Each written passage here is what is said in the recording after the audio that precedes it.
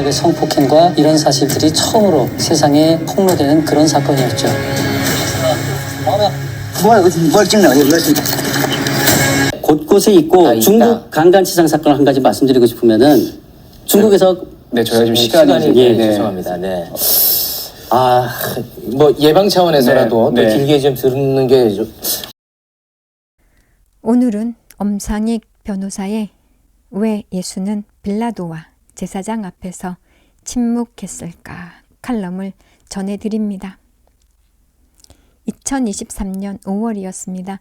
당시 넷플릭스 나는 신이다 이 프로그램이 장안의 화제일 때였고요. 최보식의 언론은 엄상익 변호사와 인터뷰를 2차례에 걸쳐서 진행했습니다. 엄 변호사는 당시 인터뷰에서 다 꺼내놓지 못한 이야기가 있는데요. 오늘은 그때 들려주지 못했던 이야기를 소개합니다.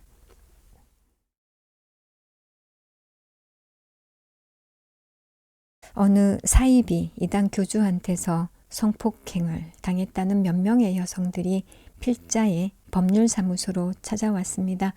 한 20년 전쯤의 일인데요. 소송 의뢰하기 위해서 찾아왔고 일한 시간에 해당하는 보수를 받기로 했습니다. 그리고 그런 약정서를 작성하고 사건 맡았습니다. 그 종교 집단에 대항해서 공격하는 단체 있고요. 그 사람들도 있습니다. 그 단체에서도 필자 사무실로 찾아왔고 상담 진행했었어요. 교주를 살해하겠다 이렇게 말한 사람도 있었는데요. 그 종교 집단 거기에 속아서 인생 헛살았다라고 증오 서려 있는 것 같았습니다. 오죽하면 전국에 있는 학교 운동장마다 찾아가서 당군상이나 이순신 동상 때려 부수겠다 이렇게 말하기까지 했을까요? 우상이기 때문에 그렇게 해야 된다 말했습니다. 또 어떤 사람은요. 종교법을 만들어서 기독교 말고 다른 종교들은 다 싹 없애야 한다 이렇게 주장하는 사람도 있었어요. 그 단체에는 광신자가 많은 것 같았습니다. 악을 악으로 대항하는 그들이 악이 될 것 같아서 걱정되기도 했었습니다. 그러던 어느 날이었어요. 메이저 신문의 기자가 필자한테 연락해 왔는데요. 그 사이비 종교단체 근거지에 같이 가보자 이렇게 말했습니다.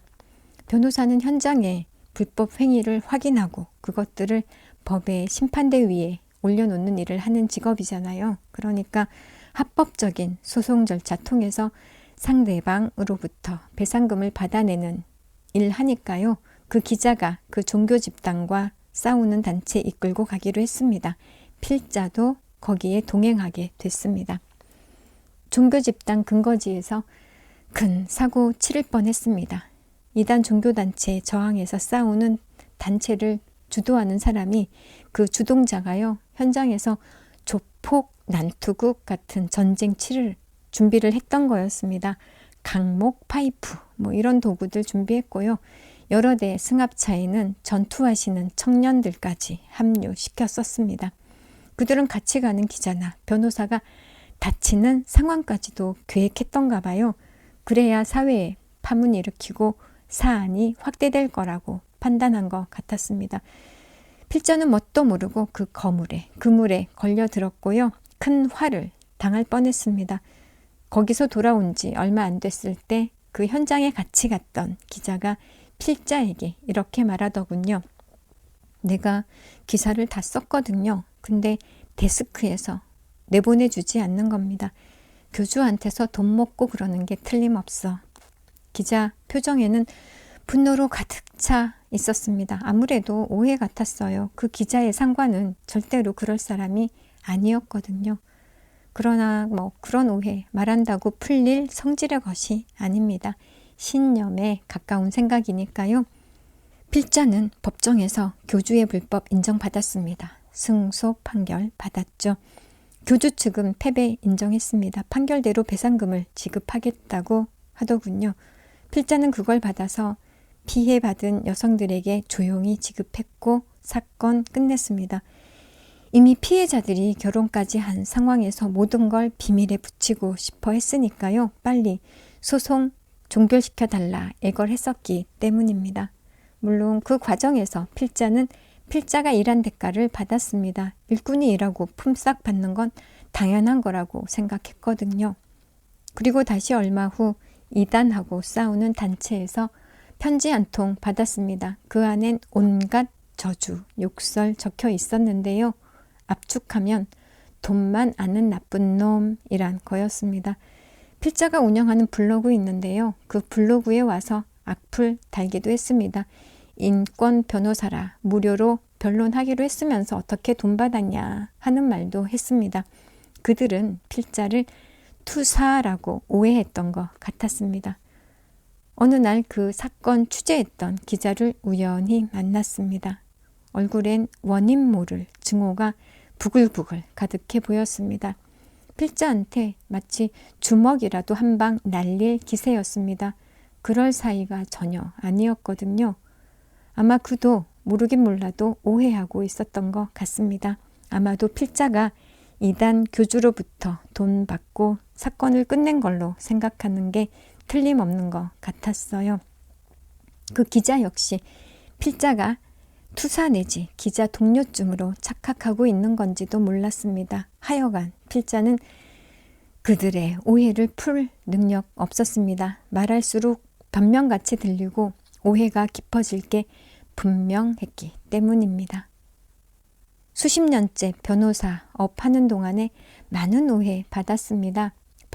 법정에서 점잖게 행동하면 상대방한테서 돈 먹고 배임행위 한 거라고 오해하는 경우도 있었고요. 변호사니까 그 상대가 누가 되더라도 변호해야 했습니다.